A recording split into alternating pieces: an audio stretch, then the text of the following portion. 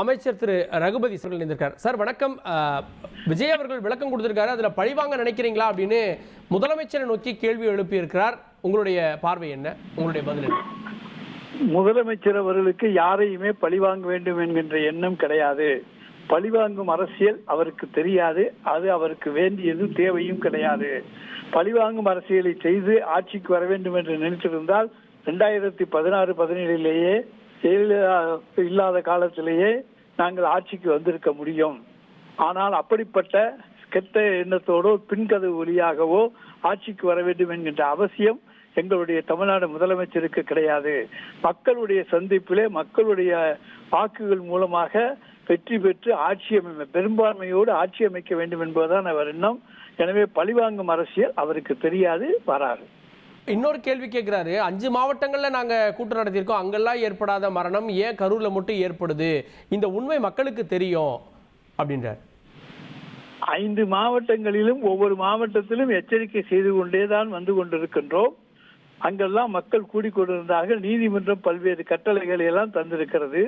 எந்த கட்டளையையும் கரூரில் அவர்கள் பின்பற்றவில்லை.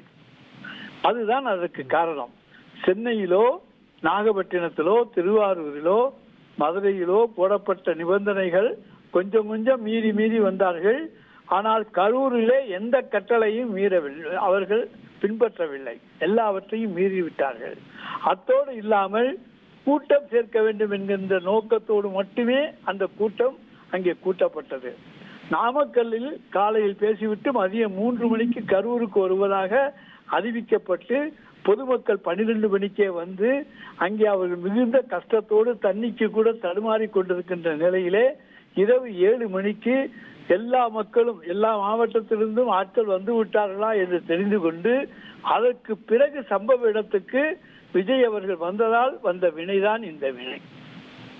அடிப்படையில் அவங்க கேஸ்ல கூட சொல்லியிருக்கிறது, நாங்க கேட்ட இடத்தை கொடுக்கல, நாங்க லைட் ஹவுஸ் ரவுண்டானா கேட்டோம், அங்க வந்திருந்தா இந்த பிரச்சனையே இல்லைன்னு இன்னும் சொல்றாங்க. கோர்ட்ல கூட பேசியிருக்காங்க அமைச்சர். அப்ப லைட் ஹவுஸ் ரவுண்டானா கிடைக்கலைன்னா நீங்க வந்து நாங்க பெரிய மாநாடுகள் நடத்தக்கூடிய இடங்களை போன்ற இடங்களை கேட்டிருக்கலாமே. இந்த இடத்தை தந்த பிறகு ஏன் ஒப்புக்கொண்டு அதில் வந்து நடத்த வர்றீங்க? இந்த இடத்துல 10,000 பேர் தாங்க கூடுவாங்கன்னு எழுதி கொடுத்துருக்கீங்க. எழுதி கொடுத்திருக்கதே 10,000 பேர் கூடுவார்கள் என்று. ஒரு அரசியல் கட்சி தன்னுக்கு எவ்வளவு கூட்டம் வரும் என்பது கூட கணிக்க தெரியவில்லை. 1,10,000 சதுரடி அந்த இடம். ஆனால் அங்கே 10,000 பேர் தான் வருவார்கள் என்று அவர்கள் எழுதி கொடுத்திருக்கிறார்கள். அப்புறம் 10,000 பேர் வர இடத்துல 50,000 பேர் வரைக்கும் நிற்க முடியும்.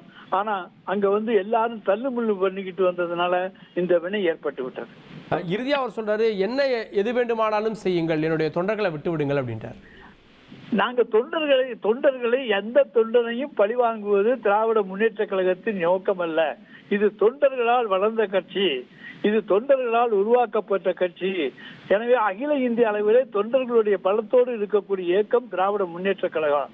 நாங்க தொண்டனை பழிவாங்கவே மாட்டோம், பழிவாங்க வேண்டிய அவசியம் கிடையாது. அதுக்காக யாரையுமே பழிவாங்க வேண்டும் என்று எண்ணத்தோடு பழிவாங்க மாட்டோம்.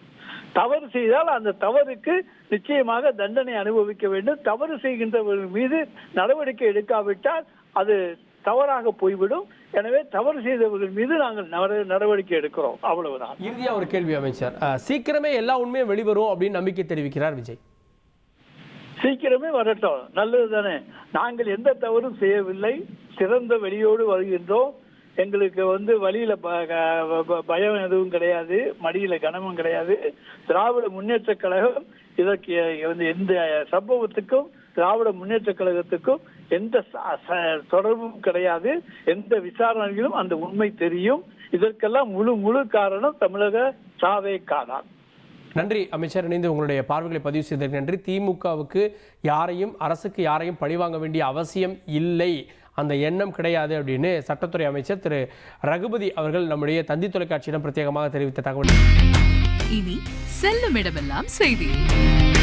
தந்தி டிவியின் வாட்ஸ்அப் சேனலை ஃபாலோ பண்ணினா செல்ல இருக்கும் இடமெல்லாம் செய்தி. இதோ QR கோட், இப்பவே ஸ்கேன் பண்ணுங்க, ஃபாலோ பண்ணுங்க.